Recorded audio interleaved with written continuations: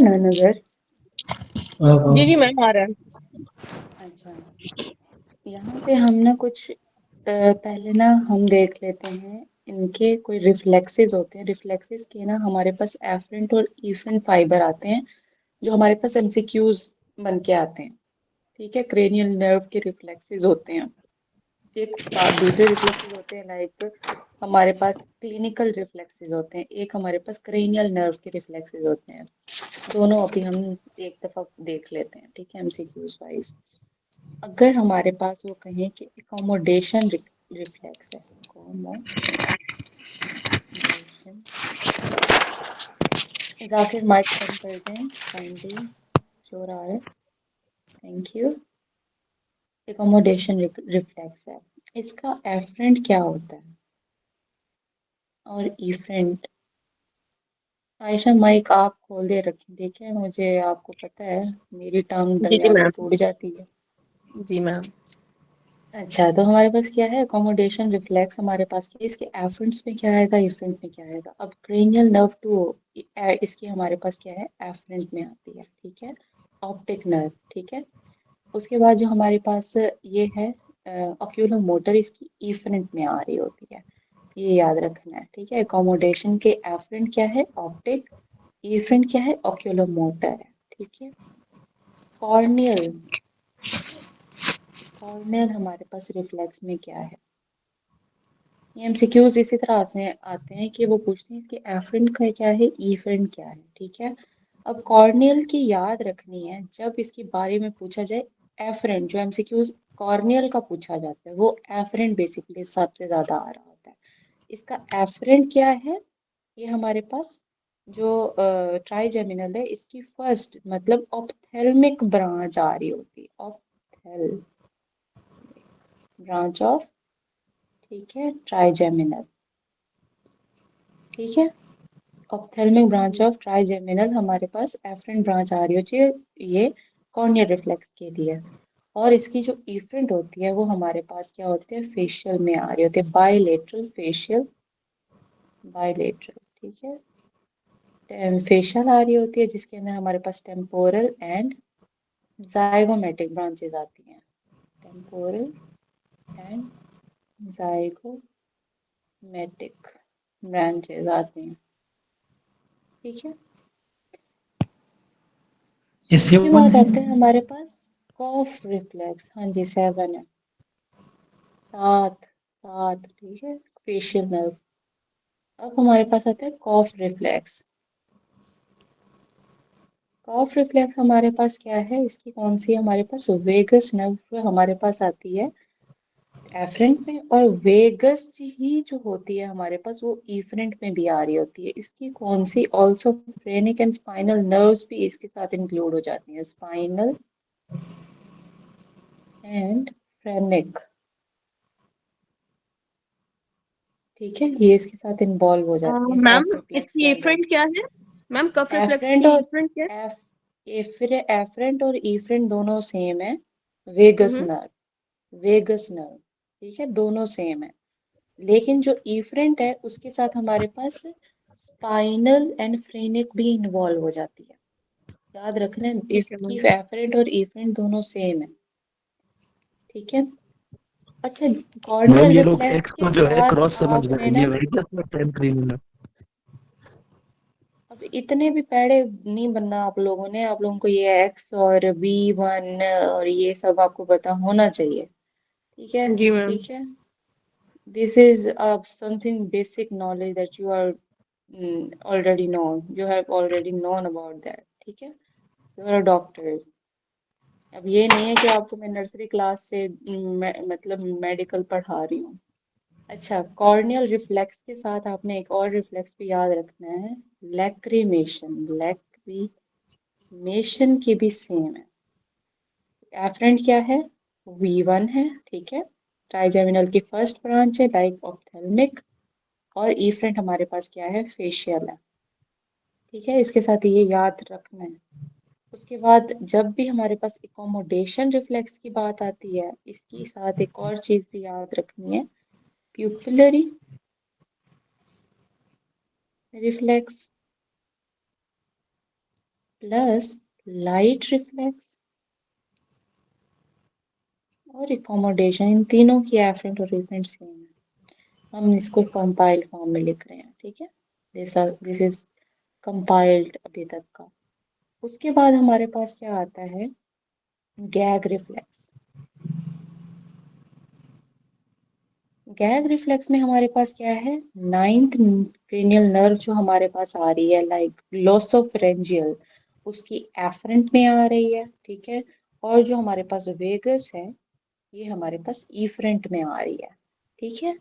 Next we have jaw jerk reflex. Jaw jerk में हमारे पास जो इसके अंदर तो हमारे मैम ये पास क्वेश्चन ट्राइजेमिनल की, सिनेरियो में आते हैं या फिर उसमें आते सिनेरियो में हैं, डायरेक्ट आते हैं, क्वेश्चन आते हैं?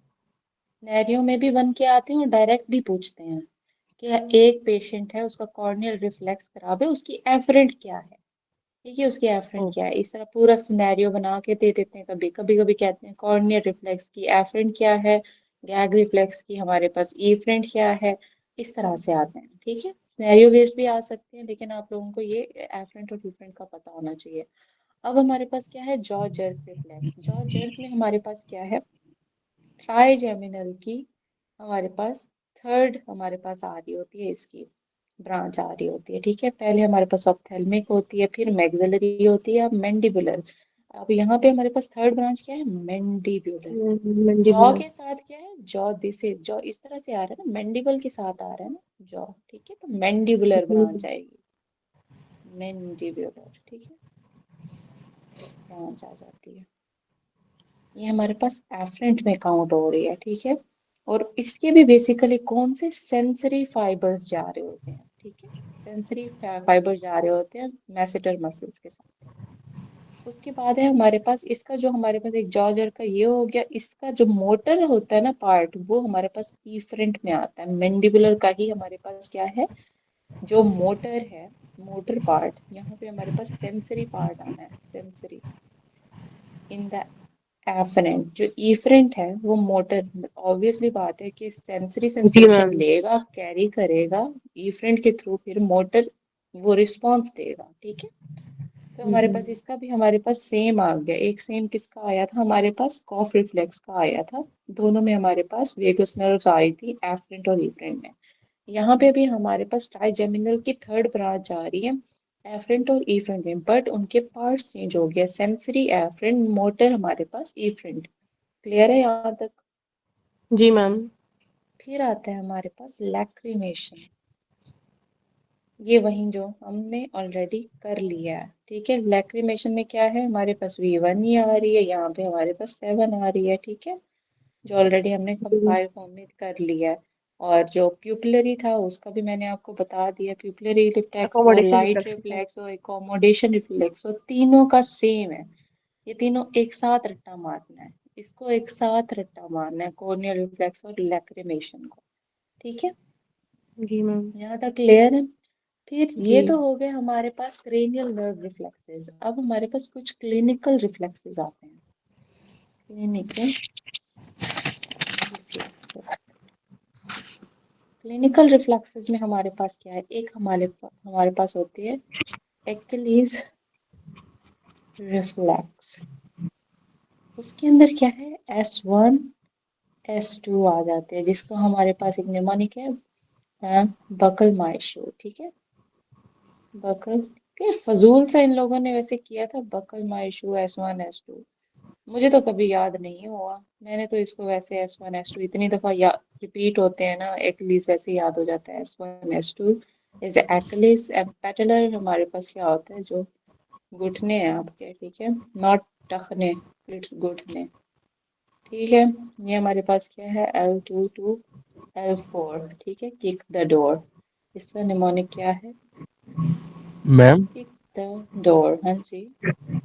अगर मैम ये आप शुरू से करा दे, जिस तरह बाइसेप है, फिर ट्राइसेप है, फिर क्रीमेस्टेरिक, तो एक सीक्वेंस में आके फिर वो याद भी रहता है मैम, ऊपर से मैं नीचे आप की तरफ लोगों को जब आप। इसके सारे कंपाइल्ड फॉर्म में भी करवाऊंगी, शुरू से C1 से लेके आपको S5 4 तक मैं आपको सारे करवाऊंगी जितने भी आते हैं, ठीक है। लेकिन अभी के लिए आप लोग ये देख लें एक दफा। मेरे पास मैंने कंपाइल ऑलरेडी किए थे क्योंकि मैं हमेशा इसमें बहुत गंदी थी। ठीक है, मुझे कभी नहीं याद होते थे और हमेशा ये एमसीक्यूज में आते थे और मेरे हमेशा इसके अंदर गलत होते थे, तो मैंने इन सबको बहुत मेहनत से कंपाइल किए थे, वो इंशाल्लाह मैं आपसे शेयर करूंगी। ठीक है, अभी हमारे पास क्या है, बाइसेप्स का फिर है, बाइसेप्स। एंड हमारे पास क्या है, ब्रेकियो रेडियलिस। वो हमारे पास क्या है, C5। ठीक है, C6 इसका क्या है, पिकअप स्टिक्स। लेकिन कभी मुझे ये पोइम इसके साथ कभी समझ नहीं आई, सीधी सी बात है, मैं वैसे याद कर लेती थी इनको। फिर हमारे पास क्या है, ट्राइसेप्स रिफ्लेक्सेस। अच्छा, शुरू वाले हम ना एक दो दिन, इसके कितने दिन है टोटल, 6 दिन है न्यूरो के। मैम 8 है। हमने तो न्यूरो पता कर लेनी है फिर तो। अच्छा, मैम इसमें हेड उसके एंड बाद नेक भी है ना? मैम इसमें हेड एंड नेक जी। हाँ हाँ हाँ, हेड एंड नेक को कितना ही दे दोगे यार, 2 दिन दे दो, 3 दिन दे दो, कितनी मैम कितना ही 12 दिन करोगे। देने चाहिए। 12 दिन देते हैं तो फिर सबको हमने पता न्यूरो लिटरली 4 दिन में की थी और 4 दिन में हमारी बहुत अच्छी हो गई थी, तो आप लोगों मैम की आप 4 दिन में एक्स्ट्रा है। कराएं। 4 दिन में कराएंगे। जी। सही हो गया। 4 दिन में मैं तो करवा लूंगी, फिर मेरी क्लास कौन लेगा ये बताएं मुझे जरा। मैम हमारे पास रिवीजन का टाइम आ जाएगा। रिवीजन का टाइम आ जाए फिर मेरा दिल नहीं करेगा ना रिवाइज कराने का, मैंने तो करा लिया होगा। मैम वो हम कर लेंगे खुद ही। अच्छा, मतलब आप कह रहे हो जान छुड़वाओ, यहाँ से वापस ना हो, आवाज नहीं आनी चाहिए है। नहीं, मैं चाह रहा हूँ कि फर्स्ट मजाक। पास जल्दी से हो जाए ताकि हम बार बार रिवाइज चलो कर सकें। सही है सही है, नहीं नहीं, इंशाल्लाह मैं आपसे हर चीज शेयर करूंगी और थोड़ा थोड़ा लेके चलेंगे और डेली बेसिस पे आपको रिवाइज करवाऊंगी। और आज से मैंने आप लोगों के लिए एक होमवर्क भी रखा है और मैं बहुत स्ट्रिक्ट होने वाली हूँ उस होमवर्क के लिए, ओके। क्योंकि मुझे बहुत कंप्लेन मिली है अबाउट, और मैं कल के लिए भी काफी ही अफसरदा हूँ, सिर्फ 4 बच्चों का रिस्पॉन्स आया था on the video and I am really disappointed. मतलब कभी मुझे रिस्पॉन्स नहीं आता ना, तो मुझे ऐसे लगता है कि मैं शायद अपनी एफर्ट्स नहीं डाल रही, या मतलब मेरी से कुछ कमी हो रही है। मतलब यार आप 4 मिनट नहीं निकाल सकते उस वीडियो के लिए, मतलब जो आपके अपने फायदे के लिए है। वो इतनी मतलब इम्पोर्टेंट वीडियो है, वो एक दफा देख लेने से आपके इतने कॉन्सेप्ट क्लियर हो जाने हैं हार्ट से रिलेटेड। मतलब खुद के लिए भी अपने साथ सिंसियर नहीं हो आप लोग, मतलब सिर्फ 4 बच्चों की मुझे रिस्पॉन्स आई है और मुझे बहुत मतलब अफसोस है। मतलब मैं आप लोगों के साथ दोस्तों की तरह रहती हूँ, लेकिन आप लोग मुझे रिस्पॉन्ड नहीं बेटर वे में करते। तो अब मुझे आप खुद बताओ मैं आप लोगों के साथ क्या करूँ, क्योंकि मुझे ऐसे मज़ा नहीं आता। मैं हमेशा से आप लोगों के साथ दोस्तों की तरह रही हूँ, आप लोगों के सारी क्यूरीज दूर की हैं, हर चीज़ आप लोगों को बढ़ के मतलब मैंने बताई है, ताकि आप लोगों की बेटर अंडरस्टैंडिंग रहे। But still I am not getting the correct response, तो मुझे अफसोस होता है। अच्छा, तो उसके बाद क्या है हमारे पास, ट्राइसेप रिफ्लेक्स। हमारे पास ये क्या है, हमारे पास C6 C7 C8। अब जब MCQs आए ट्राइसेप रिफ्लेक्स का, तो choose C7 and C8, always choose C7 and C8।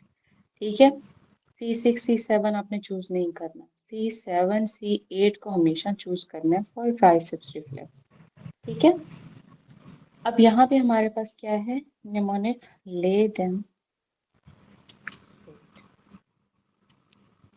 ठीक है, फिर आता है हमारे पास क्रिमिस्टेरिक। मैम पेटेलर रिफ्लेक्स में L3 नहीं आएगा? L3 L4 किसका, पेटेलर। पेटेलर में। पेटेलर बेसिकली याद रखना है L4 इज इम्पोर्टेंट। ठीक है, L3 L4 बहुत सारी जगह पे आया हुआ है, हमारी रफे में भी L3 L4 आया हुआ है, बट हम्म। इसका शुरू L2 टू L4 होता है। जो इसका ओके मैम। मेन मेन चीज है ना, L2 टू L4 है। अगर L4 अकेले भी आ गया ना और L2 टू L4 है, तो बेसिकली L4 का मेन एलिमेंट है। ठीक है, पेटेलर डिप्लेक्स में L3 को भी हम इतना नहीं वो करते, L4 को हमेशा इसके अंदर अहमियत दी जाती है। ठीक है, तो मेन हाईलाइटिंग L4 होता है पेटैलर में। बट इसका शुरू जो बहुत गाइडलाइंस में आपको मिलेंगी, वो जो रियल ओरिजिनल लाइक RCOG की गाइडलाइंस उठा लें,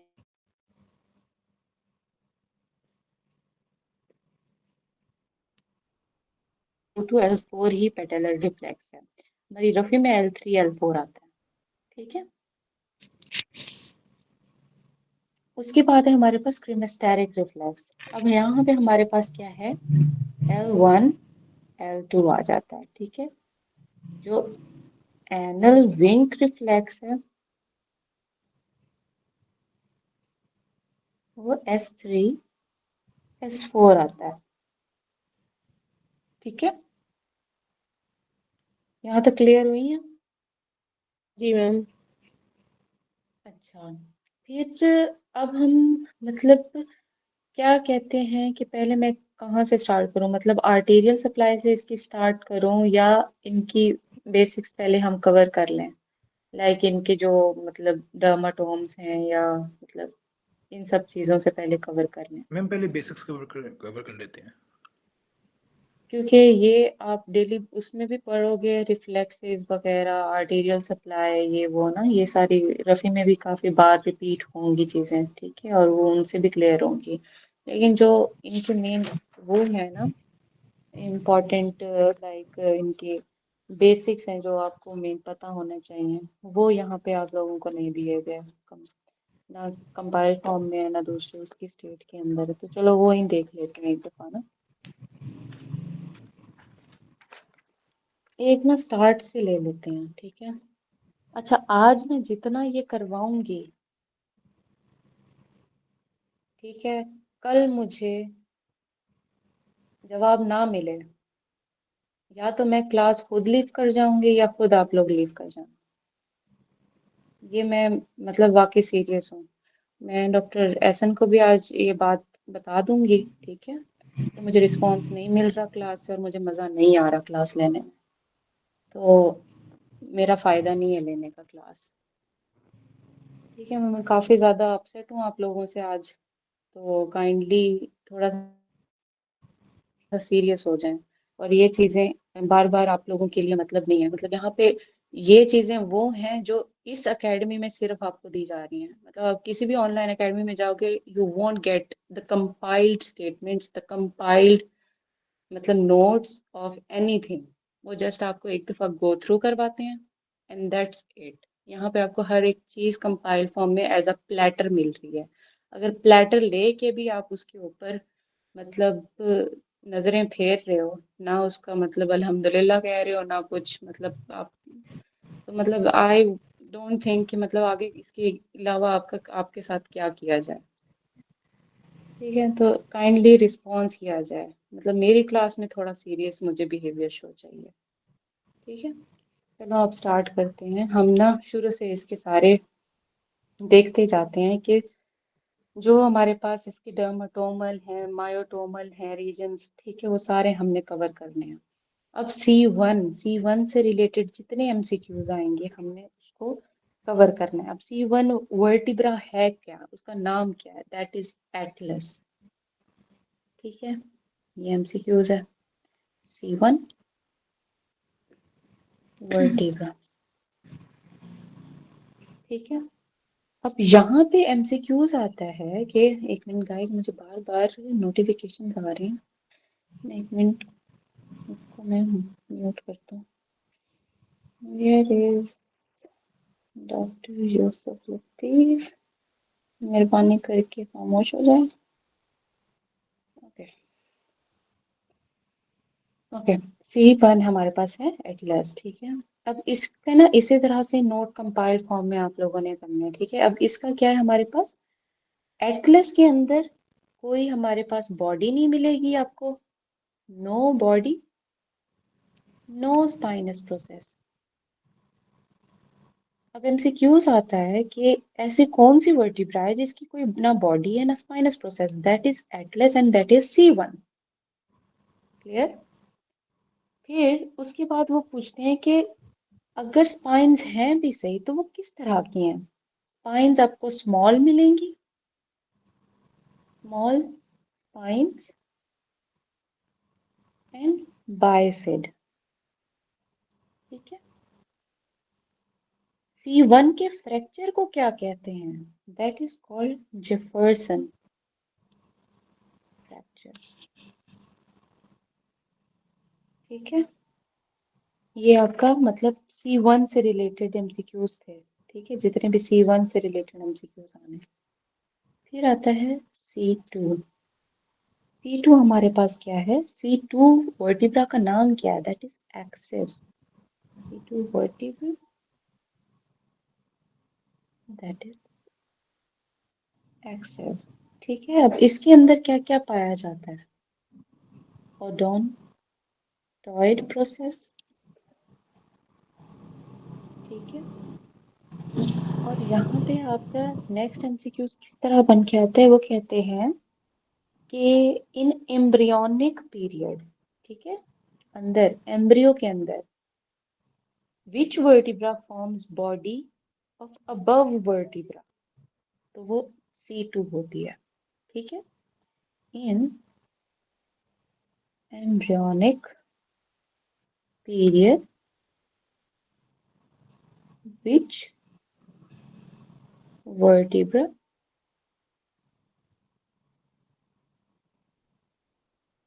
forms body of above vertebra, मतलब ये एक हमारे पास वर्टिब्रा है, ठीक है, लेकिन ये बॉडी ऊपर वाली की बना रही है एम्ब्रियोनिक पीरियड के लिए। बात इसका कहने का मतलब ये है, C2 बना रही है ऊपर वाली की बॉडी, अबव वर्टिब्रा की, ठीक है, above vertebra. Superior cervical ganglion कहाँ पे है? वो C2 के लेवल पे है। Superior cervical ganglion is at level of, ठीक है। फिर हमारे पास क्या है? वहां पे तो जेफरसन हमारे पास फ्रैक्चर था, यहाँ पे हमारे पास क्या है? Hangman fracture. अब इसका एमसीक्यूज किस तरह से आएगा हैंगमैन का? कि एक बंदा है, उसको फांसी पे दिया गया और वो मर गया, तो कौन सी स्पाइन डैमेज होगी? ठीक है, कौन सी वर्टिब्रा डैमेज होगी? That is C2, that is, उसका दूसरा नाम क्या कह देते हैं? एक्सेस, ठीक है। तो ये आप लोगों को पता हो। फिर हमारे पास क्या है कि ऑक्सीपिटल रीजन कहाँ तक वो करता है, मतलब नीचे तक जाता है? वो C2 के लेवल तक जाता है। ऑक्सीपिटल मतलब पीछे की ऑक्सीपिटल हमारे पास आ रही होती है ना स्कल का, ठीक है, स्कल का कहाँ तक लेवल नीचे तक एक्सटेंड करता है? वो ऑक्सीपिटल रीजन तक करता है, C2 तक करता है, ठीक है, ऑक्सीपिटल रीजन, ठीक है। तो ये C2 के एमसीक्यूज थे। अच्छा, एक एमसीक्यूज आता है कि एक बंदे को दौराने पढ़ाई, मतलब वो पढ़ रहा है, ठीक है, और उसकी गर्दन में अचानक से दर्द हो गया, ठीक है। तो वो कहते हैं ऐसी कौन सी नर्व है जो कट कर दी जाए तो उसको रिलीफ आ जाता है, ठीक है। तो वो C2 की लेवल पे एक नर्व जो जा रही है उसको कट कर दो, उसको एम्बोलाइज कर दो, तो उसका पेन रिलीफ हो जाएगा, ठीक है। कंप्लेंट ऑफ स्टडी, क्योंकि हम झुक के पढ़ रहे होते हैं ना, मतलब, और अगर काफी देर झुक के, काफी लोगों को ये एक्सपीरियंस भी हुआ होगा ड्यूरिंग स्टडी कि उसकी गर्दन के अंदर ना अचानक बहुत गंदा सा पेन उठ रहा होता है, बेसिकली वो C2 के लेवल पे आ रहा होता है, ठीक है। कंप्लेंट ऑफ स्टडी, हमारे पास nerve should be cut to relieve pain, should be cut to relieve pain, ठीक है। फिर हमारे पास आता है C3 का लेवल। अब C3 के लेवल पे हमारे पास क्या है? ये हमारे पास हायोड बोन का लेवल है। Hyoid bone level is at what C3 level, ठीक है। फिर वो कहते हैं एट क्लेविकल कौन सी हमारे पास वर्टिब्री हमें मिलती है, तो वो C3 का लेवल होता है। एट क्लेविकल हमारे पास क्लेविकल लेवल, ठीक है, कौन सा है हमारे पास। अच्छा, फिर आता है हमारे पास इसका एमसीक्यूज हायर बोन से आएगा, क्लेविकल के लेवल है हायर बोन का। इस तरह से भी एमसीक्यूज आ जाता है कि hyoid bone lie at this level in erect position, ठीक है। तो इरेक्ट पोजीशन में हायर बोन कहाँ रखते हैं, हायर बोन का बेसिकली जिक्र होगा, तो वो हमारे पास C3 का लेवल होता है, ठीक है। जी मैम। फिर हमारे पास आती है C4। C4 हमारे पास क्या है, अब इसका एमसीक्यूज बार बार रिपीट होता है, और एक होता है हमारे पास कि बाइफरकेशन ऑफ हमारे पास कॉमन कैरोटिड आर्टरी किस लेवल पे होती है, वो होती है C4 के लेवल पे, ठीक है। या इसका एमसीक्यूज इस तरह आता है C3 टू C4 के लेवल पे हमारे पास यहाँ पे बाइफरकेशन हो रही है कॉमन कैरोटिड आर्टरी की। C3 C4 का साथ भी दे सकते हैं, C4 के लेवल पे बेसिकली हो रही होती है, और C3 C4 भी दे सकते हैं, ठीक है। उसके बाद है हमारे पास, वो कहते हैं कि superior border of the thyroid cartilage का लेवल क्या है, ठीक है। तो वो क्या है, C4 का लेवल है। Superior border of thyroid cartilage level, तो हमारे पास क्या है, C4 का लेवल है। फिर वो कहते हैं इंफ्रा क्लेविकुलर हमारे पास जो रीजन है वो कहाँ कहाँ पे है, क्लेविकुलर रीजन कहाँ था, C3 पे था, ठीक है, C3 पे था। जी मैम। इंफ्रा क्लेविकुलर कहाँ है, C4 पे है, C4। ठीक है। कॉमन सेंस है, ऊपर से नीचे आते जाओ, ठीक है। उसके बाद आता है हमारे पास phrenic nerve main root value क्या है, that is C3 C4 C5। बस इसके अंदर भी मेनली क्या होती है, C4 को हम काउंट कर रहे होते हैं। अगर मेन नर्व रूट की बात करें वो कहते हैं हम C4, ठीक है। लेकिन C3 C4 C5 इसका कंपाउंड में आ रही होती है, क्लियर। जी मैम। फिर एक एमसीक्यूज आता है कि मैम वर्टिब्रा अगर ऑप्शन में C3 C4 C5 भी है और C4 अलग से है तो क्या चूज करना चाहिए? मेन नर्व रूट की बात करेंगे तो 4 है, अगर होल नर्व रूट की बात करेंगे तो C3 C4 C5 है, ठीक। ठीक है। अगर वो कहीं फ्रेनिक नर्व रूट वैल्यू तो वो C3 C4 C5 है। Phrenic nerve main root value that is C4, ठीक है। फिर आता है हमारे पास vertebral level of the thyroid cartilage क्या है, ठीक है। Vertebral level of thyroid cartilage क्या है, तो वो हमारे पास क्या है, C4 का लेवल है। ये एमसीक्यूज भी आया हुआ है, ये एमसीक्यूज भी आया हुआ है।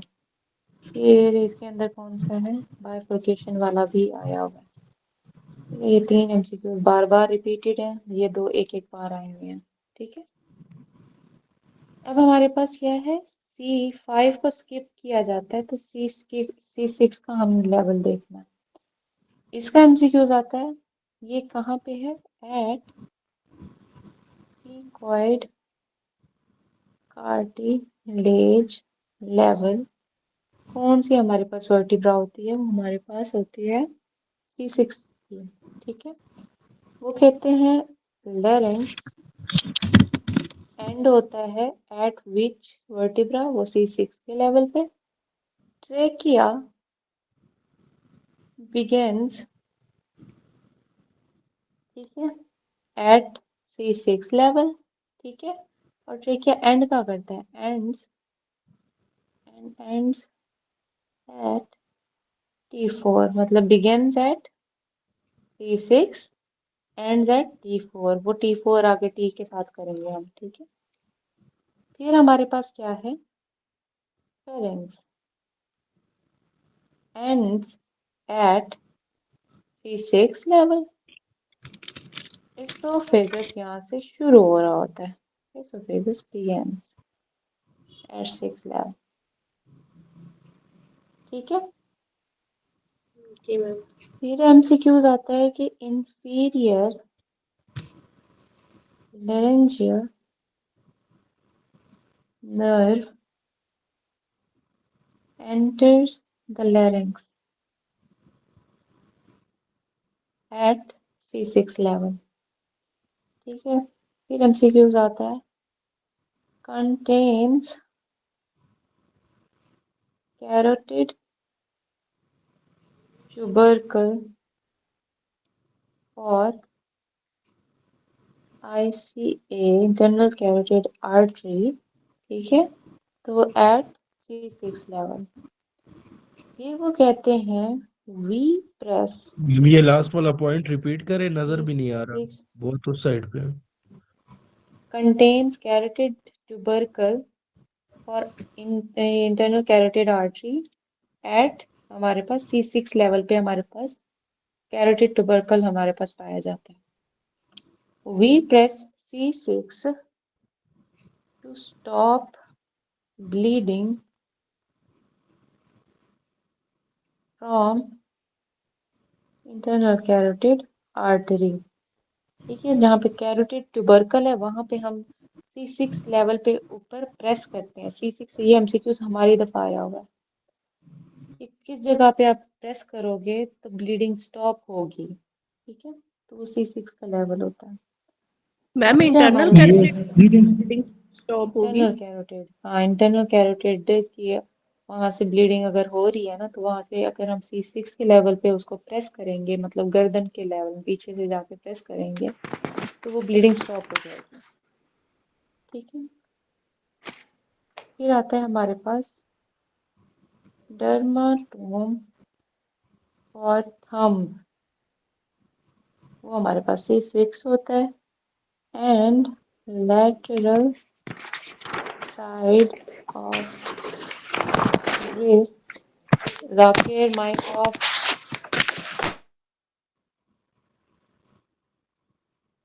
dermatome for thumb and lateral side of wrist and forearm, ठीक है। तो ये कहाँ कहाँ पे हमारे पास C6 के लेवल पे। ये क्लियर हुआ? जी मैम। डॉक्टर मंगला की क्लास कब है दूसरी?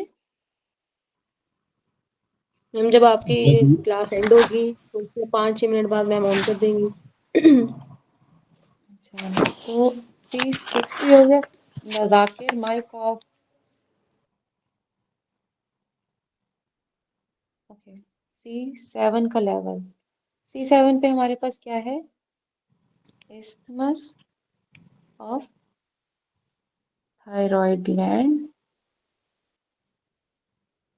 कहाँ पे पाया जाता है, C7 के लेवल पे पाया जाता है। मुझे बताएं कि superior border of the thyroid cartilage कहाँ पे था? 4 पे।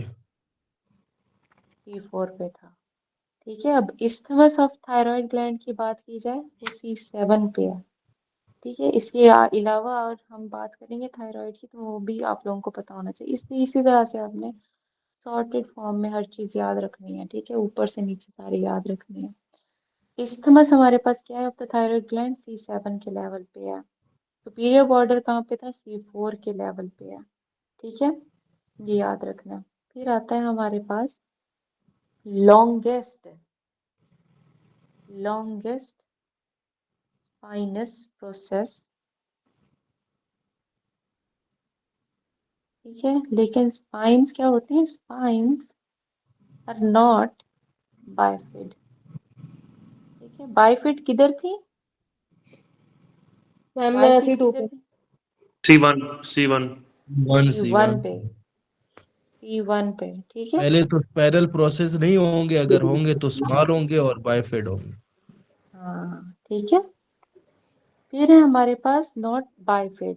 फिर सर्वाइकल रिब जो होती है हमारे पास, cervical rib rises from C7 level. ठीक है, C7 से राइज करती है। अगर वो कहें कि C7 बनता कैसे है, ठीक है, जो C7 वर्टिब्री है वो बनता कैसे है, दैट इज, सजावट माइक ऑफ करें। तो ये हमारे पास क्या है? Developed from C7 C8 समाइट्स। ठीक है, अब यहाँ पे हमारे पास क्या है? एक और C7 की हमारे पास आ जाती हैं। वो क्या है हमारे पास? कि वो कहते हैं डर्माटोम ऑफ, हमारे पास इंडेक्स क्या फिंगर? इंडेक्स फिंगर, उसका हमारे पास C6 C7 होता है बेसिकली। ठीक है, C6 7। अगर वो कहें dermatome of middle and index finger, तो इन दोनों के अंदर कॉमन क्या होता है? C7 होता है। ठीक है, मैम ये डर्माटोम दोनों का काइंडली एक मरतबा फिर रिवाइज कर दें।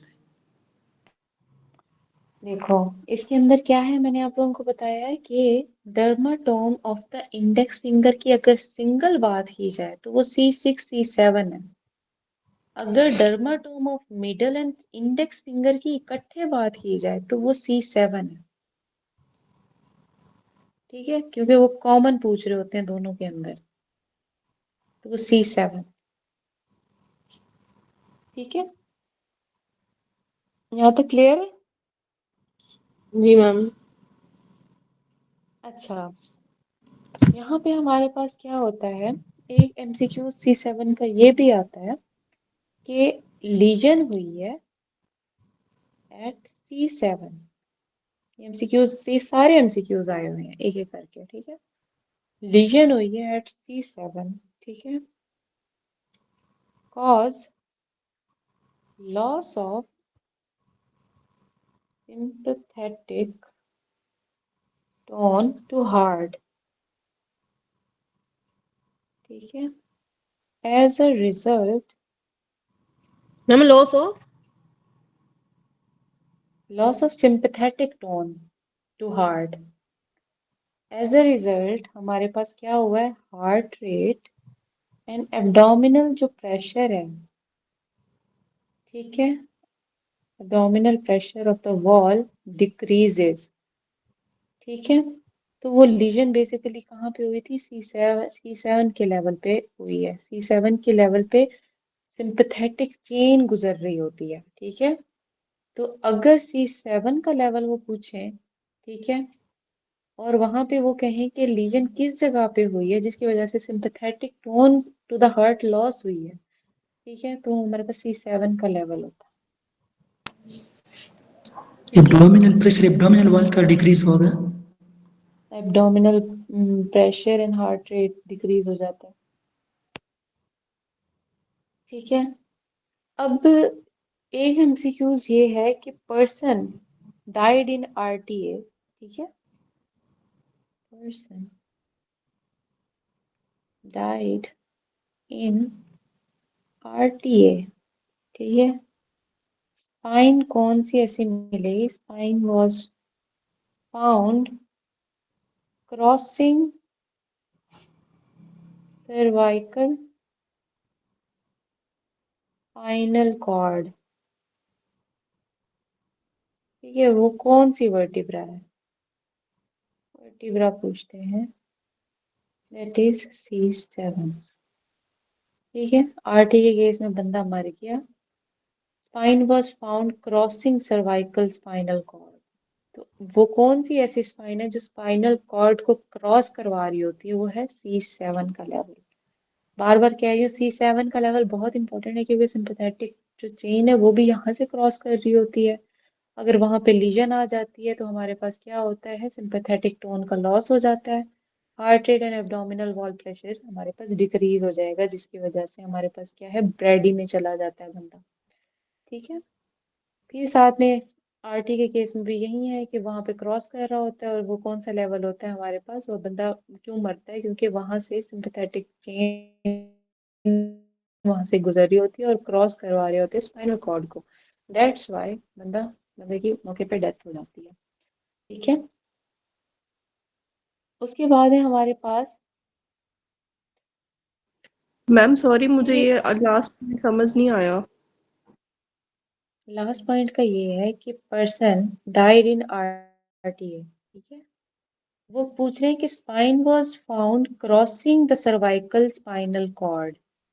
अब स्पाइनल कॉर्ड तो शुरू ऊपर से आ रहा है ना, मतलब स्पाइनल कॉर्ड तो ब्रेन स्टेम से पूरा एक्सटेंड कर रहा है ना टू S1। समझ आ रही है? जी मैम समझ आ रही है। जब हमारे पास ये बात आती है C7 के, मतलब ये C1 है, C2 है, C3 है, C4, C5, C6, C7। अब C7 के लेवल पे क्या होता है? यहाँ से suppose this is C7 level. ठीक है, ये 7 है, ये 6 है, ये 5 है, और ऊपर सारी आ रही है। ठीक है, तो जो स्पाइनल कॉर्ड है यहाँ से ना सिंपैथेटिक चेन्स गुजर रही होती हैं।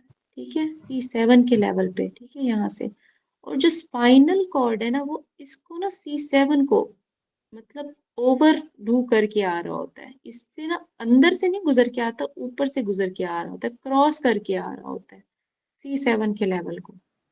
ठीक ठीक है, है मैम। जब भी इंजरी आती है ना, कोई पार्टी का केस हो, तो मोस्ट कॉमनली जब डैमेज होता है ना स्पाइनल कॉर्ड, वो C7 के लेवल पे होता है, क्योंकि ये अंदर से नहीं ऊपर से एक्सटेंड करके पीछे की तरफ फिर अंदर जाता है स्पाइनल कॉर्ड।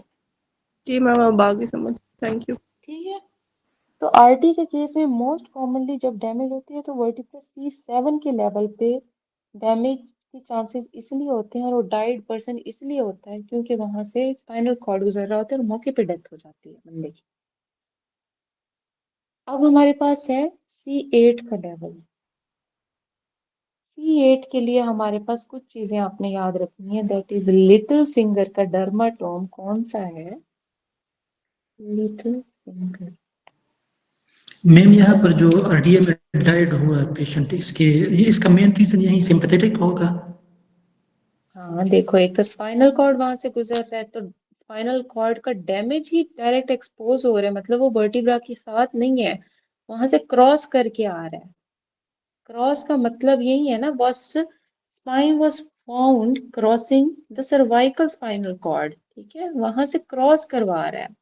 ठीक है, जिसकी वजह से डायरेक्ट एक्सपोजर होता है स्पाइनल कॉर्ड के, और अगर आरटीए में उसको इंजरी हो गई है स्पाइनल कॉर्ड की, तो डायरेक्ट या तो पैरालाइज स्टेट में बंदा चला जाता है या मर जाता है।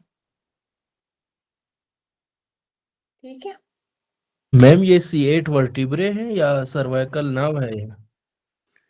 C8 हम सर्वाइकल उसका डर्माटोमल रीजन कह रहे होते हैं, डर्माटोमल। ये वर्टिब्रे तो डर्माटोम है। नहीं होता ना? नहीं नहीं, वर्टिब्रे नहीं होता। मैम एक और एमसीक्यू भी आता है ना कि पर्सन था, उसका आरटी हुआ है लेकिन वो हम्म स्पॉन्टेनियसली ब्रीथ कर पा रहा है, तो वो पूछते हैं हम्म, कि किस लेवल से नीचे या ऊपर उसकी इंजरी हुई है। वो वो C5 का बिलो लेवल सी होता है। Five C5। का लेवल होता है। हाँ, वो C5 का लेवल होता है। ओके। C5 का लेवल भी एंटर कर लो, C5 के लिए भी यहाँ पे जगह बना लो। C5 जो छोड़ के आए हो ना, उसके अंदर ये वाला MCQs ऐड कर लो। ठीक है, मैम आरटी का C5 केस है। में जो है वो एज एगेस नर्व जो है वो उसकी ड्रेनेज भी है या फॉर्मेशन भी होती है ना C5 लेवल पे? हाँ जी, ये कांट ब्रीथ। लीजन बिलो कहाँ होगी? लीजन बिलो वो C5 होती है, बिलो C5 होती है। ठीक है, एंड अबव C6 होती है। ठीक है,